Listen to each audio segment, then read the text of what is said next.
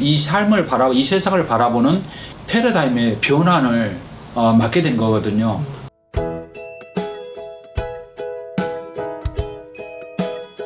소장님 안녕하세요. 네, 반갑습니다. 네, 간단하게 자기소개 부탁드리겠습니다. 네, 저는 이룸 비전 코칭 연구소 소장과 글로벌 액션 러닝 그룹에서 기업 교육 센터장을 맡고 있습니다. 그리고 하나 더 이야기한다면 진로 멘토링 전문 업체인 주식회사 달꿈에서 고문으로 활동을 하고 있습니다. 그러면은 이룸 비전 코칭 연구소에 대해서 네. 간단하게 말씀해 주신다면요.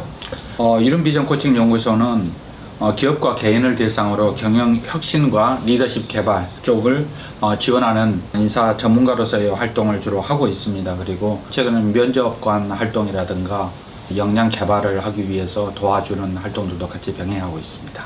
그러면은 요즘에 네. 청년들이 취업을 하기 위해서 굉장히 또 많은 노력을 하고 있습니다. 네, 취업에서 가장 중요한 부분 중 하나가 네. 면접이더라고요. 네, 그렇죠. 청년들이 면접을 잘 보기 위해서 어떤 부분을 좀 준비하는 것이 효율적일까요? 우리가 하나 기억하면 좋을 걸 소개해드리고 싶은데요. 면접의 대전제를 좀 이해하면 도움이 될 것 같습니다. 면접을 볼 때 대전제가 뭐냐면은 지원자가 살아온 삶을 조명하게 되면은 어떤 유사한 상황에 노출되었었을 때 인간은 동일한 행동 패턴을 보일 것이다라는 대전제를 가지고 그가 살아온 삶을 조명하게 됩니다. 이러한 관점 안에서 본인이 살아온 그 삶 속에서 성공 경험에 대한 것을 한번 되돌아보고 왜 내가 그때 성공을 했는지, 그 핵심 성공 요인은 무엇이었는지, 그리고 이런 과정을 통해서 내가 무엇을 배웠고 또 깨달았고 다짐했는지, 그 이후에 내 삶의 방식은 어떻게 변화되었는지에 대한 것을 스스로 정리해 본다라면은 이러한 것들이 면접에서 어떤 긍정적인 평가의 요인이 될 수 있지 않을까 생각을 합니다.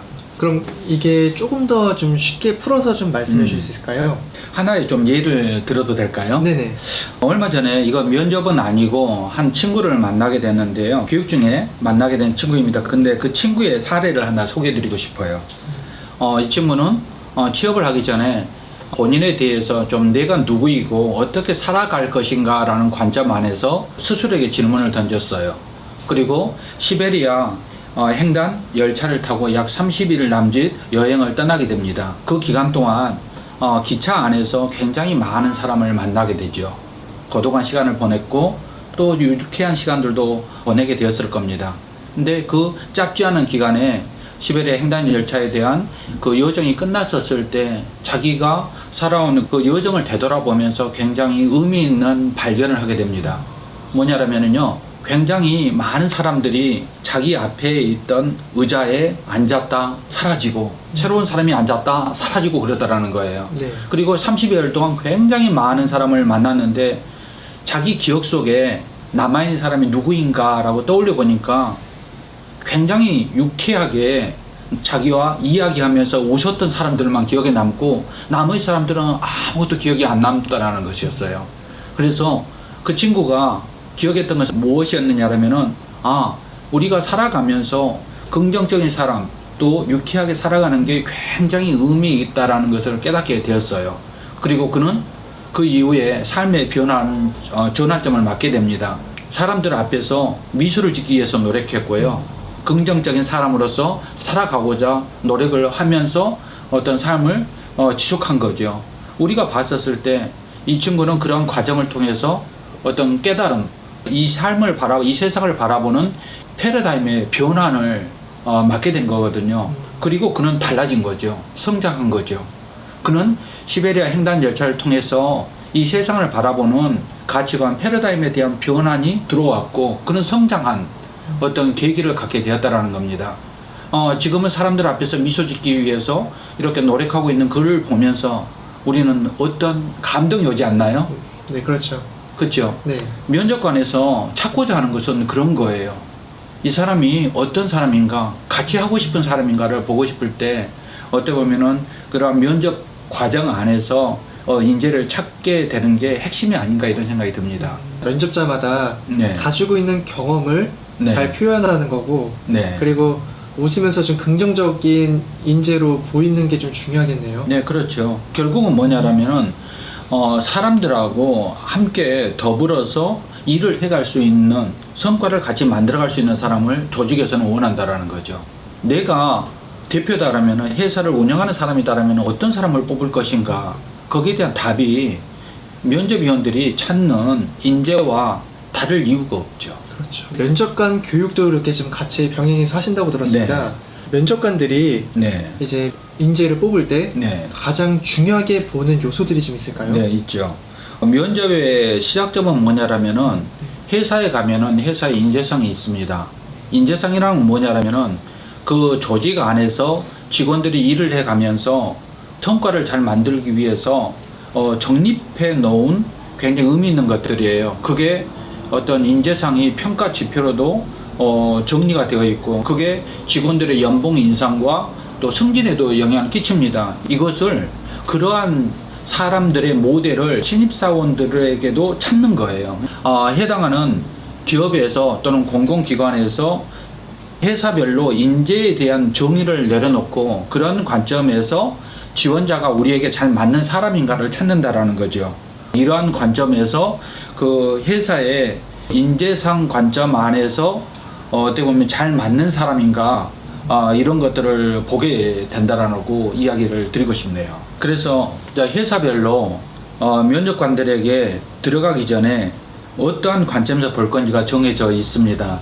그게 조금 전에 말씀드렸던 인재상과 연계해서 다가 아니라 신입사원들에게서 봐야 될 게 무엇인지를 정리를 하게 되고요. 그러한 관점 안에서 중요하게 부각되는 게 뭐냐라면은 의사소통 능력, 네. 그리고 문제 해결 능력, 그리고 자기 개발 능력, 대인 관계 능력, 이러한 것들이 여러 가지가 있지만은 핵심 역량 안에 공통적으로 들어가고 있다라고 말씀드리고 싶어요. 이러한 것들을 어떤 질문을 통해서 상황을 주어지고 그 안에서 역할을 수행하는 과정을 통해서 또 프레젠테이션, 그 약 30분 정도의 남짓한 시간을 주면서 어떤 시뮬레이션 과제를 제공을 합니다. 제공한 다음에 이러한 것들을 발표를 하고 또는 지원자들끼리 논의를 하는 과정 안에서 그러한 역량들을 얼마만큼 갖고 있느냐라는 것을 판단하게 됩니다. 아까 말씀하신 의사소통 능력, 자기개발, 대인관계 등 많이 말씀해 주셨는데 네. 그 중에서 가장 또 핵심적인 요소가 있을까요? 네. 결국은 뭐 여러 가지가 있겠지만은 기업에서 원하는 것은 요즘 전문가 집단이기 때문에 얼마만큼 성장해 갈 거냐, 그 사람이 전문가로서에 대한 비저닝을 가지고 갈 거냐라는 관점에 놓고 봤었을 때 딱 하나를 말씀하시는 저는 두 개를 한다라면은 의사소통 능력과 네. 결국은 전문가로서에 대한 얼마만큼 성장해 갈 것인가에 대한 자기개발 능력이 굉장히 저 개인적으로 생각했을 때는 중요한 역량이지 않을까, 이렇게 의미를 부여하고 싶습니다. 이들이 아까 삶에 대한 이야기를 준비를 하라고 말씀하셨는데 네. 분명히 또 가고 싶은 기업이 있을 거란 말이죠. 네, 그렇죠. 이 기업을 어떻게 좀 준비하면 좋을지. 일단은 본인이 어떠한 일을 하고 싶은지, 그리고 거기와 연계되어 있는 기업은 어떤 곳인지에 대한 것들을 명확하게 정리하는 과정을 좀 거쳐가는 것들이 좀 필요할 것 같아요. 그래서 어떤 우리나라 대학을 졸업한 취준생들이 취업해서 1년 이내에 퇴직한율이 몇 % 되는지 예측해 보실 수 있겠어요? 한 20-30% 될 것 같습니다. 그렇죠. 네. 맞습니다. 30% 정도가 1년 이내에 퇴직을 합니다. 요즘 취업 경쟁률이 얼마나 어렵습니까? 뭐 100대 1, 200대 1 큰 기업 같은 경우에는. 그런데 그걸 어떻게 해서 들어갔습니까? 또 들어간 사람들 같은 경우에는 한 곳만 들어간 곳이 아니에요. 또 두 곳 합격해가지고 하나를 선택하기도 하는데, 그러한 사람들이 1년 이내에 30%가 퇴직을 한다는 것은 정말 안타까운 사실이죠. 그게 왜 발생했을까? 기업에 대한 조사가 덜 됐기 때문에, 또는 들어가서 하게 되는 일에 대한 것들이 어떤 무엇인지를 정확하게 몰랐기 때문에, 그리고 내가 무엇을 하고 싶은가에 대한 것들이 명확하게 정리가 되지 않았기 때문에 그러한 시행착오를 하는 사람들이 의외로 많다라는 안타까운 우리나라의 상황을 말씀드리고 싶습니다.